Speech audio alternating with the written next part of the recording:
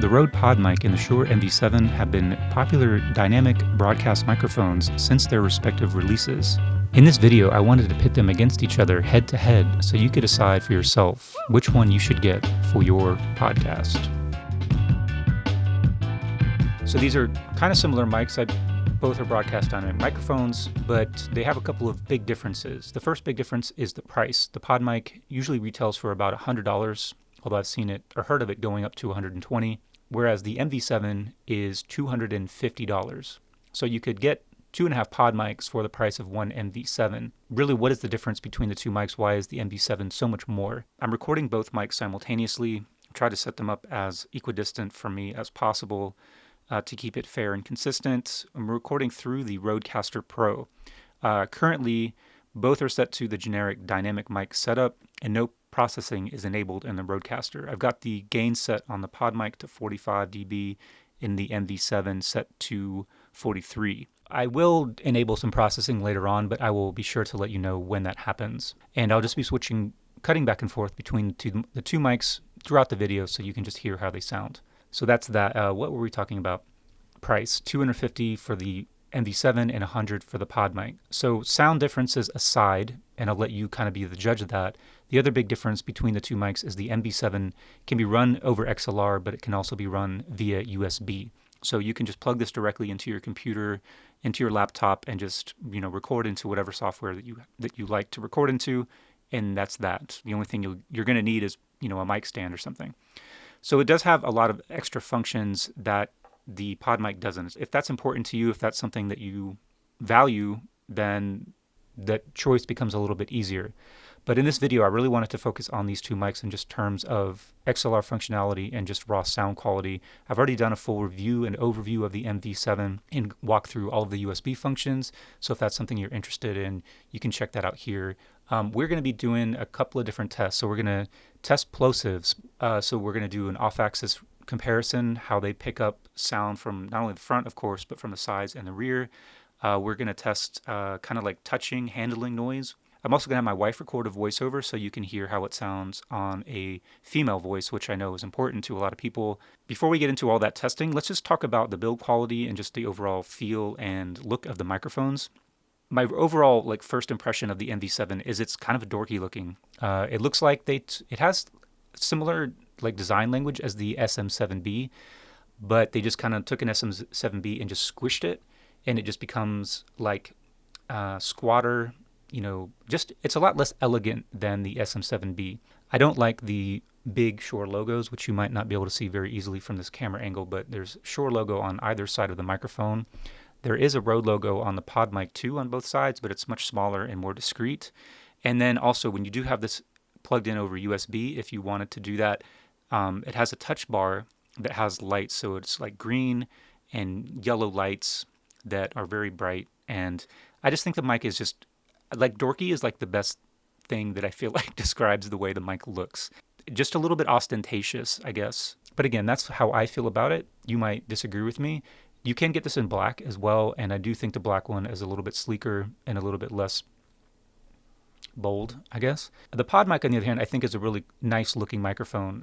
They did a really good job. And Rode doesn't always do a great job of designing microphones. Some of their others, like the Broadcaster and maybe the Procaster, are also big flashy microphones. So this one, even though it's a nice two-tone, it's still just kind of more classic feeling and just a little bit, I don't know, it just looks like a microphone that I would want on camera more than the MV7. In terms of build quality, both mics are really great. They're very solid, durable feeling, all metal construction. Both have a yoke, which I think is a nice add for a microphone. It makes it a little bit easier to adjust, and the mic isn't just kind of thrust out in your face. Just easier to position them, I think, with a yoke. So no complaints with build quality from either microphone. The only thing that I might question the durability on the MV7 is that because it's USB, it's got this touchpad. There are more things that could potentially fail over time, whereas I think this one, if reasonably well cared for, will probably last forever. The major negative in terms of build quality, and we'll talk about this too later, is the foam windscreen on the MV7. For $250, I really wish they had included a better windscreen.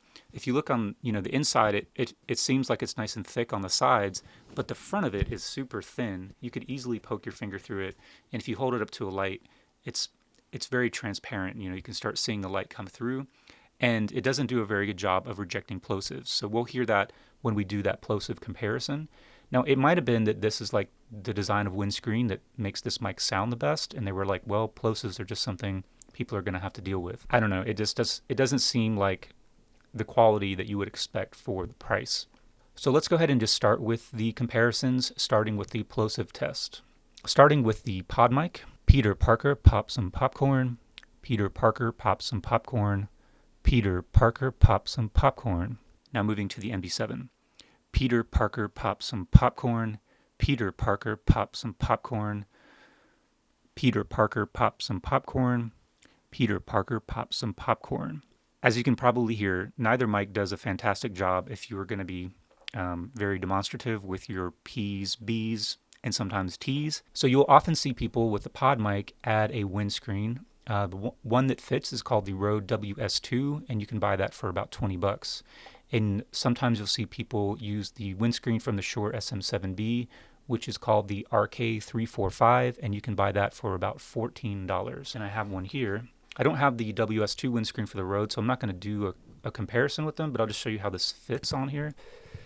It actually fits pretty well and sits about as solidly on the microphone as the standard windscreen. Now, it does change the way the microphone looks, obviously. It looks kind of like a cone head now. Well, let me just go ahead and, since I have it on here, let's just test to see how different it sounds. Peter Parker pops some popcorn. Peter Parker pops some popcorn. So I think that made a pretty big difference. Another thing you can do is buy an external pop filter, and I happen to have one, so we'll put that on and test both microphones with an external pop filter. This is the Stedman ProScreen 101, and this goes for about $40. This is probably one of the better windscreens that you can buy without spending ridiculous money on a windscreen. Peter Parker pops some popcorn. Peter Parker pops some popcorn. Peter Parker pops some popcorn. Peter Parker pops some popcorn. Peter Parker pops some popcorn. Peter Parker pops some popcorn. So now let's do an off-axis comparison to see how the mics pick up sound from different directions. So starting with the Podmic, obviously we're talking into the front of it as we have been the whole time. This is what the Podmic sounds like. If you were to talk into the side of it for some reason, it will sound like this. And then if you wanted to talk into the back of the Podmic, because you just prefer the backside, this is how it would sound talking into the back of the Podmic and rotating it around to the side. This is how it sounds.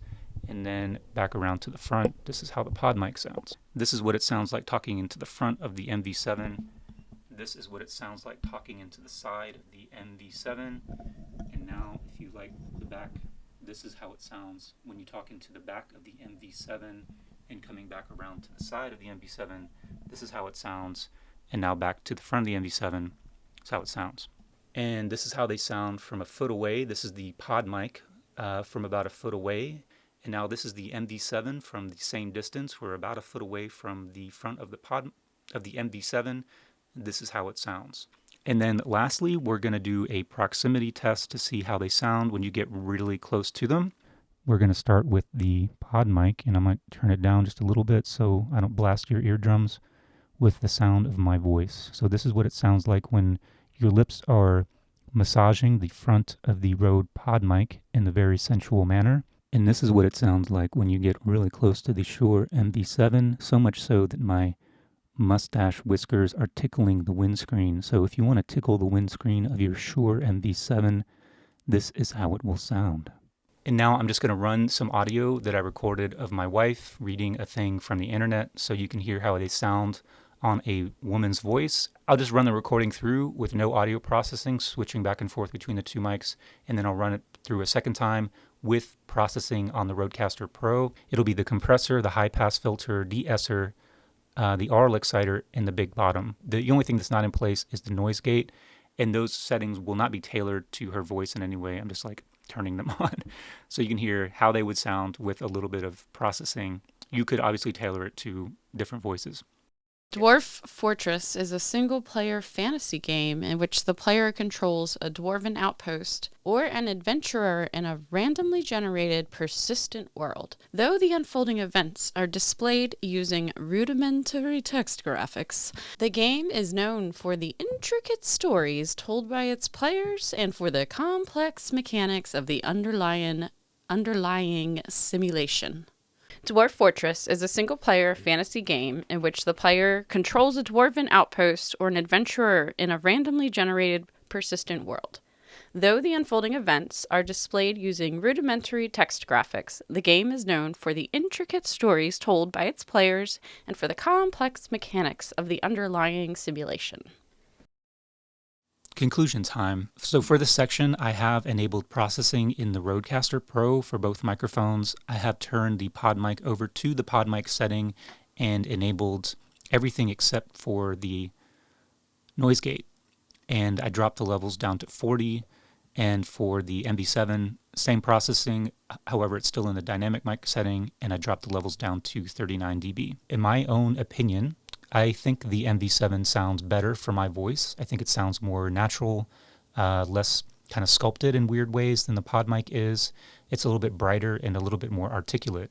So this is my opinion. However, if you watch videos on these microphones across YouTube, you'll find people with very different opinions. Microphones are going to sound different on different voices, and one may be well suited to you and not suited to you.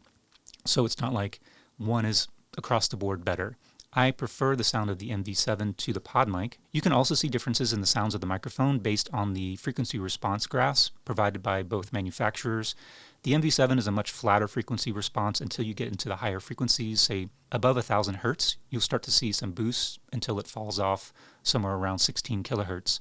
Whereas the Podmic is boosted in the low end, in the mids, and in the high frequency. So it's much more sculpted to sound a certain way and work for this particular application. For me, I feel like my voice kind of gets lost with the Podmic. It's a little bit less articulate and a little bit muddier sounding than the MV7. But again, could be totally different for you. Now, for me, I think the functionality of the MV7 is fantastic. If I didn't have any USB audio interfaces, then this would be the one to go for because obviously it works over USB and it sounds really good. If you don't care about the USB functionality and you just are trying to find a broadcast dynamic microphone to work over XLR with an audio interface, I would say save the $150 and get the Podmic. The difference in the sound quality is not that drastic, and I feel like with some EQ, you could get the Podmic to sound pretty close to the MV7, if not better. But it just depends on your situation.